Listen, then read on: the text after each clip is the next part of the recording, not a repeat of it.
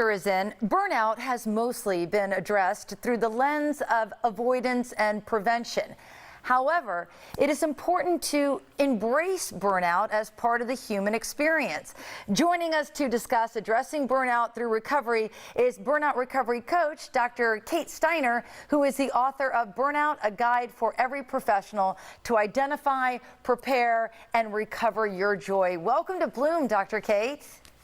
Thank you so much. I'm so excited to be here. We're excited to have you, and this is so interesting because you note in your research that burnout is a human condition.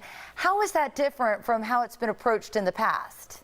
Yeah, so I think that for the most part, we have approached burnout as from this place of avoidance, right? So we shouldn't experience it. And as long as we have a really thorough wellness plan, we won't experience burnout. But most humans experience burnout or burn events, whether it be throughout their daily life or they kind of culminate together and those kinds of things. So we have to embrace it as a human experience because it is something that we are going to experience within our lifetime. So tell me more about what you mean when you say burn events. Yeah. So burn events are kind of stress-inducing moments or experiences in our life that lead us to feel overwhelmed or as though that experience is a burden. So these can be small things that happen within our life. So it can be a stressful meeting with a supervisor. It can be a really busy day with our children, running them around, doing lots of things. It can be an unexpected moment where something popped up on our calendar that we weren't expecting and it kind of threw our entire day off.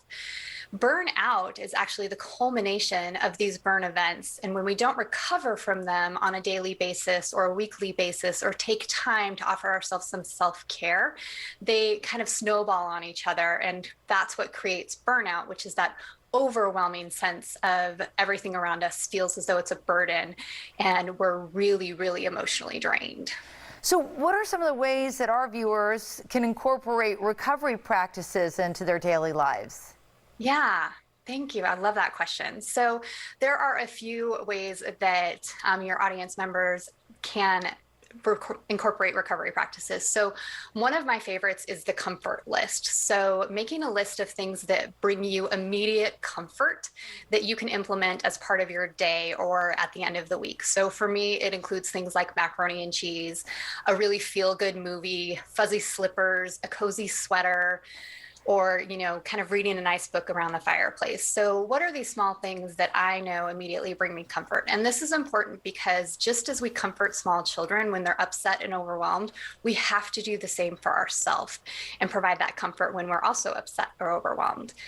The second is incorporating play into our world. So playfulness and those kinds of things is something that we lose along the way when we become adults.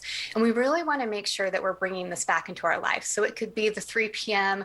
random dance party. I sing to my pets their terrible songs, but it brings me joy. And then incorporating simple grounding practices into our day. So when we start to feel that stress and anxiety or a little bit of overwhelm, this is a practice that is going to bring us back to the present moment. And so one of my favorites for this is the 5, 4, 3, 2, 1 method. And this is just taking a moment to engage with your senses. So you name 5 things you can see, 4 things you can touch, 3 things you can hear, 2 things you can smell, and 1 thing you can taste. And it just brings you into that present moment, allows your heart rate to lessen, to slow down, and ease that anxiety that you may be feeling. That is also very interesting and such refreshing information that you've offered. And I have to tell you, doctor, that I have been known, my kids are too young to know who Elaine is on Seinfeld, but I break out into random dance on the reg, and they cringe, but I like it. Yes, absolutely. I've been known to dance down the aisles in a grocery store, and people might look at me funny, but I can tell that they're smiling behind their masks. So I feel like I'm bringing some joy to the world. Absolutely. All right. Thank you so much, doctor. And for more information, you can visit liftwellnessconsulting.com.